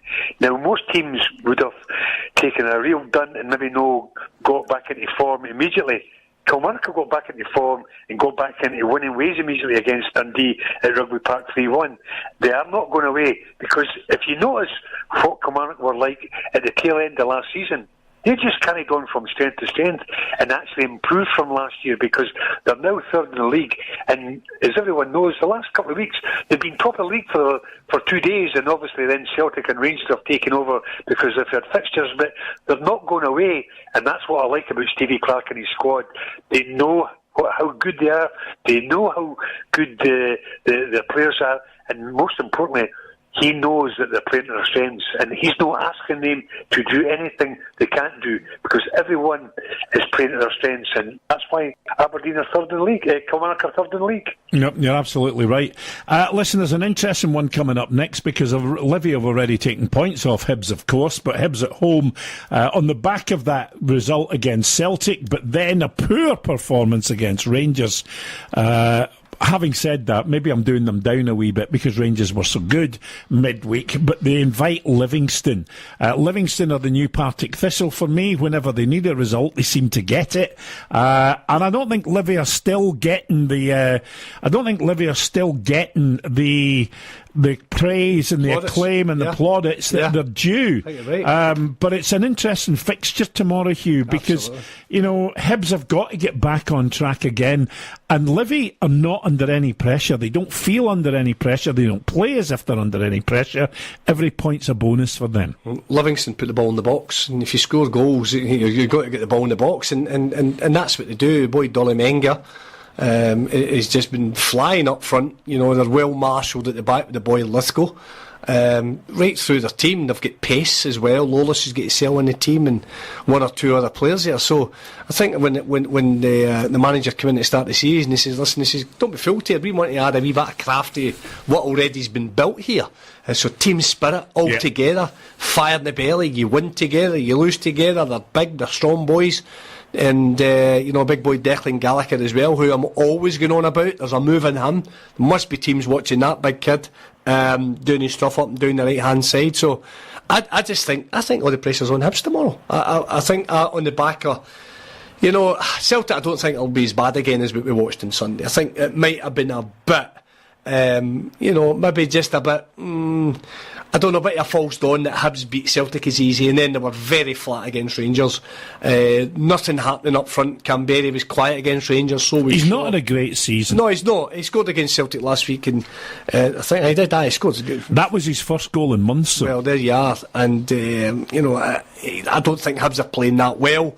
Certainly did well against, as I say, Celtic last week. Great result for them to do that, but they couldn't do the double done and do it against the Rangers midweek. But on the back of this time last, Friday, we'd got a report for Bob. We're sitting here and we're going, Hearts could possibly go and get there, I think, and maybe sneaked it towards Livy on the back of the surface. But no, you never. I did. No, you never. I did. Don't tell lies. I did. You gave it to the Jambos. No, I didn't. Heggs, talk to this man. Did I? Have I just made a chorus and verse in myself? Because you turned round and said to me, "Oh, I can't believe you're going for Livy. I suppose it's the park again." Can't believe you brought that up. Yeah, that's a big come down with me, pal. Aye. Spot on, Bill. Aye, okay. Come down with me. There was only one guy who got it right last week, and it wasn't you or I. It was Paul. Is he a big fella? Yeah, that's the said Livingston were going to beat Hearts. I tell you what, Big Levine was box office. He was, wasn't he? Saturday morning. Oh, dear. Some of his quotes, he says, they made us look like PSG, and made them look like PSG. So, listen, they've got to be going through tomorrow. Tails up. No pressure. They're safe. They don't play as if they're under pressure, do they? They're not even into the new year. They're just second week in December, getting into Christmas time, and they're safe. Who would have thought that come August? Unbelievable. On the back of St Mirren, Dundee, been as poor, Hamilton down there. But Livingston, nobody's just come along here and gave Livingston, what, how many points you on? 28. Nobody's just come along here and gave them that. They've fought tooth and nail for every one of their points. Listen, they've taken points off Hibs, they've taken points off Hearts, they've taken points off Rangers, Celtic. They've taken points off Celtic. Now, they're points that you have to win. Of course you do. And they've won them in merit. They have. That's the way they are. We've said for a while, there has been a place in this Premier League for a Whitman-like team, just with that wee bit of quality as well, and he's adding to that. So the directors must be delighted what's happened through there, how they're getting where they've got, how they've got there, and how they're going to stay there. This isn't a flash in the pan. You can see Livingston having a real team spirit, belief in themselves, and they've really earned every one of their points. Nobody's went and gave them it. They've not just sneaked it. Every point they've got, they look as though they've deserved. Yeah. And on the back of hammered, Aki's a few weeks back as well, chance after chance after chance, beating it. They had them in the last 3 points. That game in particular, they lost 3. Heggs, the other thing is as well, and I think we because of the way that Livy have this reputation, we miss some of the subtle nuances of the way they play. They can actually move the ball extremely well. They have got quality players. I mean, I watched Dolly Menga last week, and that boy on the ball is hard to get off the ball. He holds play up well. He can get inside and ruffle people's feathers. He's got that wee kind of bit of devilment about him as well. But Livy do move the ball on the floor well when they have to. Well, what you and Hugh are saying, guys, I've got to agree totally, because and you hit the nail on the head as well, Bill. I don't think they get the recognition that they deserve. I think they're like Kilmarnock. They'll say, no, they're going to go away. They're not going to happen. But it's hard work. Hard work has got them there. Plus, as well, when they see games coming to fruition and winning games, and sometimes winning games comfortably, i.e., the game against Hearts eventually, you as a player start to grow in stature. You start to take a wee bit chance to do something maybe further up the park if you're a midfielder or a striker, and that's what's happening. And these players are doing everything their managers are asking for. Kilmarnock and Livingston are on par with each other with the way they're getting the best out of these players that everyone thought, it'll no last. Well, it has lasted, and I would like the press especially to give them the recognition that Kilmarnock and Livingston deserve. And the way Gary Holt's come in and he's tweaked one or two things, but what he said when they lost against Aberdeen a couple of weeks ago, he says, we're not going up to Pittodrie just to make numbers, we're there to give Aberdeen a good game, and it's just if we got something out of the game against Aberdeen, that's what happens when you get a bit of confidence, a bit of games under your belt, and you get wins and you get draws, and you're hard to beat. See, when that happens, you go and look forward to the next game, and that's what Livingston are doing. I just wish they got more recognition, and I think the way they've played, the way they've conducted themselves, the way the players have actually played for the club have been second to none. And all they've done, well, I should say all they've done, but what they've done is carried on from the Championship, and they went to a higher league, and they have been absolutely magnificent. Yeah, absolutely. What do you think the scores will be, Paul? I'm going to go 1-1. Bill? Oh. No, is that you ordering your food? Or is that I'm just... No. Is that you looking at the menu again? No, this is a difficult one for me. Tell me what you looking at think. the menu? Tell me what you think. I'm going to go Hibs 1, Livingston 2. I think Livy will score a couple of goals there. I think they'll be right up for it. I really do. Don't see Hibs playing with a lot of confidence. Do you know what? I'm going to go with you on that one. I'm going to go 2-1, and I'll tell you why. I think Hibs have got better in defence, but I think there's still a bit of inexperience there, and you've still also got although I thought he was excellent against Rangers, you've still got the Ambrose effect where you can, get him to do something daft at some point. Well, I heard Big Porty saying that he's enjoying playing with Ambrose. Let me, I'm not his biggest fan, but I've got to be honest with you, the last couple of games I've seen him, I thought he's been excellent, but there's always been that one lapse of concentration. It depends. Do you know what I've discovered? Effie Ambrose plays well if you keep him busy. You see, if you give him time to think. Yeah, good point. Yeah, I agree. Yeah, doing things quick, he's good at it. Ask him to... tuck in, he's got good pace, he covers the ground well. Keep him busy and he's great. And he'll go and compete as well. I was disappointed Wednesday night, Higgs. It was outstanding against Celtic, as most of the team were. Whittaker had a terrible game against Rangers. Really poor game. First touch, kept caught in possession, gave the ball away, distribution wasn't good, but see against Celtic, he was flying. A few days later, and it looks like a completely different player. Stephen Whittaker was really poor against Rangers, but brilliant against Celtic. So I think that might be a bit of a weak link playing tomorrow at right back. Who's the captain? Who's the boy right back that plays? David Gray. Yeah, he's still out. He's still out. Nice. But I think Dolly Menga could upset Porteous and Ambrose. And Big Porteous is naughty, isn't he? He is naughty. Listen, he makes me look like a shrinking violet. He's rough round the edges. Let's put it that way. He's got that wee grin in his face, isn't he? He knows it. He's cocky. He's cocky. He knows it. 19 and cocky, and being a professional footballer. There's worse things in life, I'll tell you that. Yeah, no, you're absolutely right. Let's move on, and this is a wee bit of a 6-pointer. Not as crucial for Motherwell as it is for St Mirren, but Motherwell against St Mirren at Fir Park tomorrow, Paul. Well, obviously, Motherwell winning last week against St Johnstone, and I don't think too many people saw that coming because St Johnstone had been in a bit of vein of form. But Stephen Robinson must be absolutely delighted to go up to McDermott Park and come away with the 3 points. And I'm pleased for Stephen Robinson because I think he's the type of manager. He's a player's manager, and he wants his team to do well. That's like all managers, but he seems to me he's a player's manager. Don't forget Higgs. He'll not be in the touchline tomorrow. And he's banned for 3 games, isn't he? Yeah, well, banned for 3 games. Yeah. But I must admit, see when Motherwell, and correct me if I'm wrong, but I think the way Motherwell went their job against St Johnstone last week was they harried the opposition, they closed them down quickly, and I've been a great advocate of Motherwell. See when they close the opposition down, they're a very good side.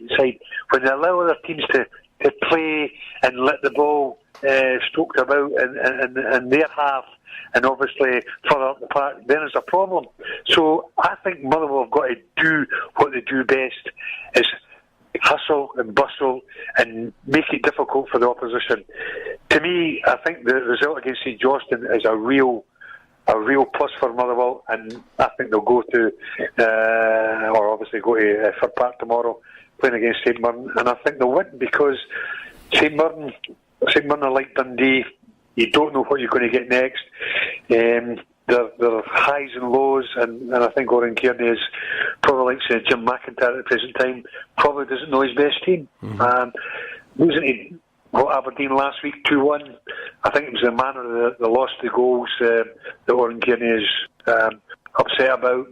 I just feel St Mirren, like Dundee, that's what's going to happen from now to the end of the season, because they'll win the odd game, they'll draw the odd game, but I think they'll have more defeats than most, and I think it'll be a tough time for Oran and St Mirren. But I think the game that Motherwell won last week against St Johnstone is a massive boost, and especially playing at home tomorrow.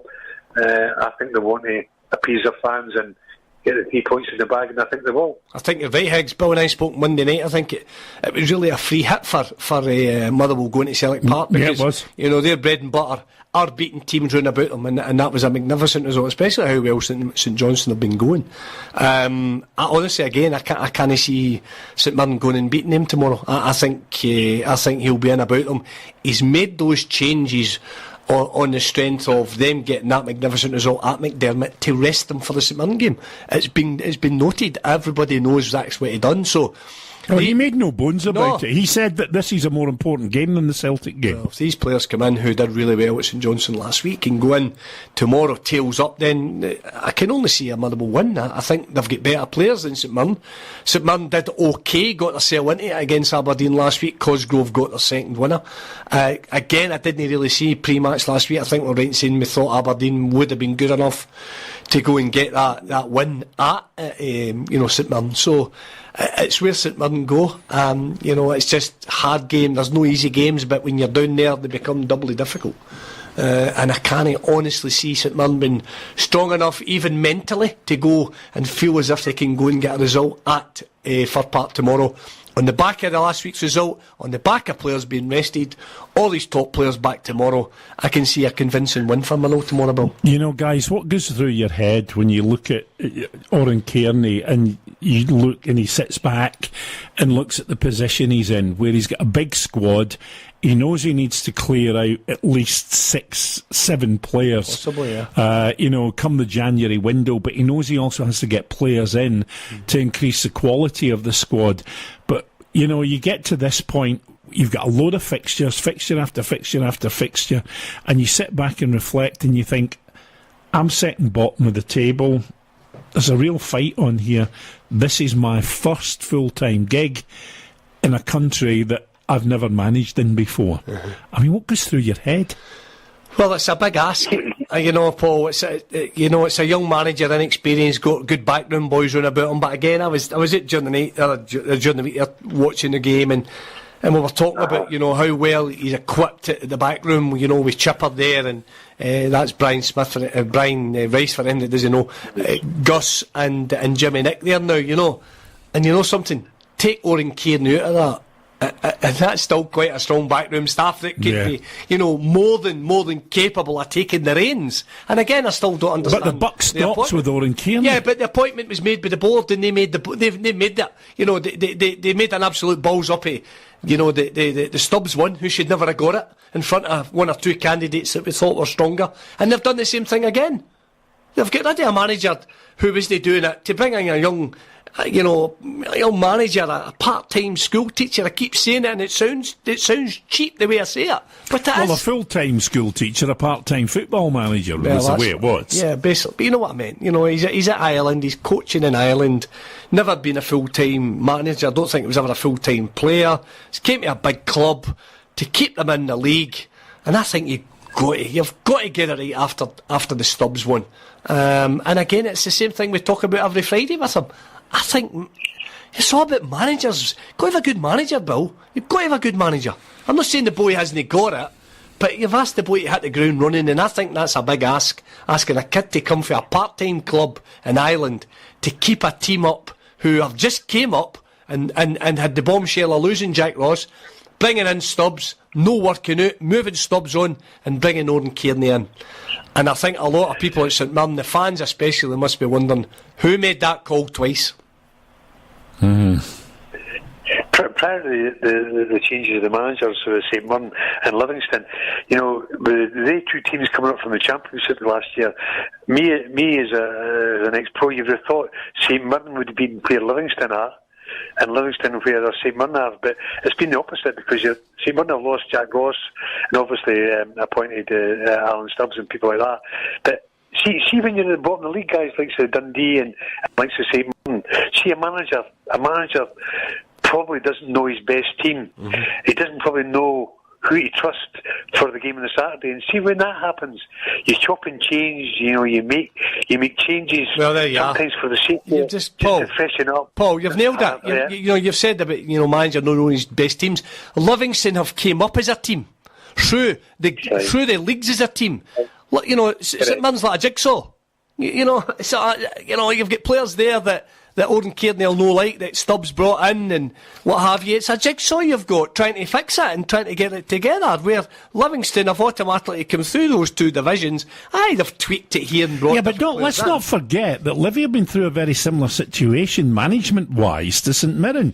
Hoppy went, Kenny Miller came in, stayed 2.5 minutes, and was away again before Holty came in. I don't think they kept all the players. Yeah. They kept all the players, Bill. I don't think Kenny had to move MD on, didn't he, Paul? I don't think he came in and went, I'm quite happy with what I've got here. Tweaking one or two things, obviously off the field things, it'll prove the point that he did move on, but I think really, as managers say, he can only do so much. See, guys have crossed the white line.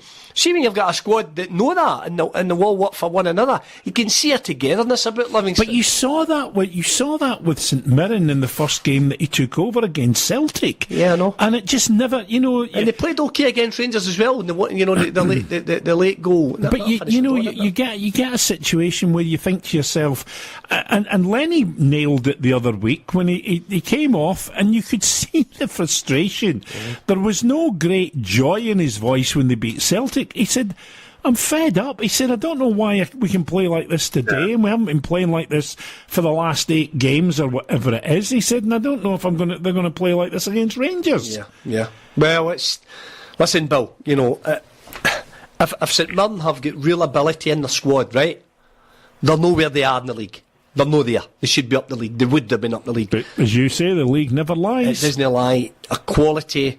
I don't think really players coming in on the back of signing for Stubbsy moving, Paul, a new manager coming in. These players who have been initially signed with Alan Stubbs are no Oran Kearney signings. The difference with Gary Holt coming in, they have all went through this journey together, Bill. 1 or 2 quality coming in to add to what they've got. I don't think Kenny would have made a lot of changes. And obviously it's proved, if your players are doing the business, there's not a lot let me ask you both this. He's had to split the squad in 2 to do training. Now that means if players fall out of favour, they go to one part of the squad, you think, and other players come over to the other part of the squad, because you must prioritise. Been there. Been there. But you know what I mean? You've got to prioritise kind of the players that you're training as your first team squad. That's why you have to split it in 2 when you've got it so big. But that in itself surely upsets the equilibrium and the balance of the squad. Yeah, of course it does. And definitely. There's nothing worse. When you've got unhappy players, though. See, when you've got unhappy players, it's like a cancer. It just spreads. and then you've got cliques, and before you know it, you've got 4 or 5 players who are out of the equation totally, right, and they're sort of backbiting, and before you know it, you have a problem at the club, and that's what's happened. Yeah, and it takes me back to when I played in similar circumstances when managers come in and don't fancy you. You're a whole load of players that are bickering, to other players who are playing. But the man, obviously, listen, the main one was across the road when Souness came in, and there was loads of players, but Rangers could afford to move players on.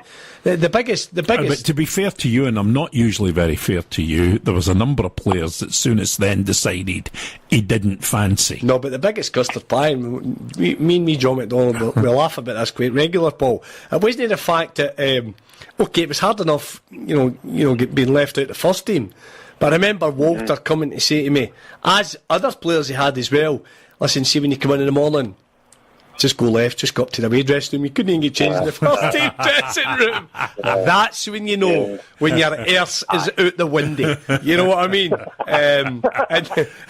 And you were up to the away dressing room in the morning, far less getting in shared a part with them. That's when you know you were bombed. But it was a big dressing room, and you used to because we'd go up there in stages. That way. Everybody would go up at one time. Once they were bombed, you'd fear to walk into every dressing room because, turn round with, like Skippy would turn round, McKinnon, Kenny Black, myself, all the guys that were all bombed. And then you would go up and you get in peppers for going up before you know it, you were making that lonely walk up into that away dressing room. So it's not nice when players are not playing. And I think a lot of players right now say, man, they're not playing. But, here's another thing I think about as well. The players who are on the bench on a Saturday as well, and days gone by and back in the day and what have you. See, a lot of these players, Bill, who they don't even deserve to be on the bench. But now, under rules and regulations, that they can have such a big squad on the bench. Remember, Paul, you earned your right to be on the bench. You being, the 2 subs. Yeah, I know what you mean. You know what I mean, Bill? There are players there that you'll not even like that are on the bench. I know exactly what you mean. And you'll know what to put them on, but because... Well, I've put them on anyway, and I'll not fancy them. No. Back in the day, you earned the right to be in the 13. Yeah. And now, these big squads, they're sitting with 6, 7, 8 subs there. I know. Who don't even deserve to be there. Yeah. And the manager's hands are tied. So what's the result going to be tomorrow? I can't see by Motherwell. I'm going to say 2-0 Motherwell. Yeah, I'll go with that. I fancy the Well to get a result. Yeah. Well, we've got a hat-trick there, boys. I'm going 2-0 as well. Yeah. We'll take a quick break. We'll come back. We'll look ahead to Sunday, St Johnstone against Rangers. Love music. Live sport. Talking football with Bill Young, Hugh Burns and Paul Hegarty on Rock Sport Radio. Okay, gentlemen, St Johnstone against Rangers. Mr Burns, we will start with you. Yeah, well, St Johnstone, they wouldn't be happy that they lost their winning run last week. But again, Rangers, midweek have got to take plaudits for the game. Technically, the way they played the game and how they went back to Glasgow with 1 point is amazing. The amount of ball they had, possession of the ball, retention, the way they used the ball. But again, the telling factor, they didn't hit the back of the net. And St Johnstone's always a tough place to go, guys. We know that. And Tommy will want them to bounce back. See how they bounce back after, the great run they were on. But again, you would expect obviously Celtic to win tomorrow, and they go another 3 clear. So the pressure then is on Rangers lunchtime Sunday to go and get that all important 3 points to keep. Can I ask you a question? Because I've been worried, in terms of pace, and I've mentioned it on the programme. I've been concerned that Dresda was never going to catch the pace of the Scottish game. However, the other night, the one thing I did notice, and the previous game I think it was as well, I think he's been playing a lot better. And I'm just wondering if it's because he's got that kind of more confidence and faith and maybe a better line of communication with Barisic than he had with Flanagan. Yeah, I think so. I think Barisic is a good point. Barisic will help him and be more natural to push down the left side, and I don't know if you noticed it, because I think he's been better playing with Barisic than he was with Flanagan. Yeah, I think you're right. Flanagan, or Halliday. Flanagan or Halliday. Yeah, Andy Halliday did okay. He's an auxiliary left back. I just think it's that familiar feeling having Barisic there, both of them coming from Osijek and knowing each other. Well, I think you're right, and the fact that Barisic will always want to overlap, and they will have that connection of playing together. I think that will help Eros Grezda get a run in the team. All said and done, he's got to keep himself in the team. It's all very well Barisic's helping him, but he's got to keep himself with his ability. Yeah. He's got pace. He's got to go at full backs. He's got to play with Barisic in that wee tandem. He puts a wee shift in. Could have done a wee bit more the other night there, and got to Whittaker. I think he was there for the doing, the taking the other night there. But they'll get nothing off St Johnstone on Sunday. Barisic was outstanding the other night. Great left foot. The way that he flies the ball in. He's got a great left foot. Just class. He's a dream, as in getting the foot right round that ball and whipping it in. And, he's now looking the part, but hard place to go and win. And they'll get nothing off St Johnstone, and Tommy will have them well fired up. Heggs? Well, if you say to Tommy Wright, you'll get one defeat in 8 games, throughout the season, he would bite your hand off, and that's what's happened to St Johnstone, because, over the course of the last two and a half months, they've been one of the consistent teams in the league. I think he was really disappointed with the manner and the way that they lost him, albeit they missed another penalty, and that's been their downfall this season as well. I think they've missed probably 4 penalties in all from all different penalty takers, so they've got to get that one sorted out. But I'm like Hugh, it's going to be a difficult game. I think St Johnstone and Tommy Wright will be looking for a response and reaction. I just feel Rangers have went off the boil a wee bit, and I go back to what I said earlier on in the programme when we were talking about Rangers. I think they've just had a wee bit of a sort of a hiccup with them losing in the Europa League and no advancing to the latter stages in that cup. So I think some of the players have sort of taken it bad. Maybe I'm wrong, but when they only win 1-0 against Hamilton, Ibrox, I was expecting a right few goals against Hamilton, and they didn't. I was surprised and pleasantly surprised them taking a point off of Hibs, because I thought Hibs were excellent against Celtic, even though Celtic were poor, but I thought Hibs were in command throughout the game. And for Rangers to get a point at Easter Road during the week was good, but the way Hugh was talking, I never saw the game at all, but by all accounts Rangers were by far the better side against Hibs, and the way back on the M8 only picking up the point. I'm sure Stevie Gerrard would be disappointed with that, but I just think it'll be a difficult game tomorrow for Rangers, and I'm going to go for a 1-1. Hugh? I'm going to go Rangers 2-1. Morelos on fire, totally on fire. He's magnificent all night there. Needs to get back on scoring goals. Technically, I think he's getting better. And great to see he didn't take the bait again against young Porteous, and learning from that. I can see him getting on the score sheet on Sunday, but I think Rangers will win 2-1. I'm going for 2-0 Rangers. 2-0 Rangers. I'll tell you one of the things that I think might help Steven Gerrard now, and I know it sounds a bit strange or maybe even a bit daft, but I think he's now got a point of reference to what he expects from Rangers. He can say, that's the way I want you to play, the way you played against Hibs. Whereas he kept explaining what he wanted from them. They weren't delivering it. He has now got that point of reference. Does that make any kind of sense? Well, I tell you what, let's say players know what he wants, and there'll be things getting said, behind the scenes. I don't think he's a ranter in front of the cameras about his players. I think he'll come out and tell them how he sees it, and that's that. I don't think he'll hide behind doors, and there'll be wee comments made and all that. I think he's very, very, very, very honest. And I think the players will like that, buy into it, and play for him. I think he's certainly got a good spirit amongst them, Bill. I think even by chopping and changing it, I think sometimes players are a wee bit ruffled with that, not getting a good run in the team. I think he's doing a good job. He's learning the job. He's got them there handily placed. Let's not forget, this is a massive month for them. Starts tomorrow. As I say, 2 away there night there. Must go and win at Perth. I think they're strong enough to go and do that.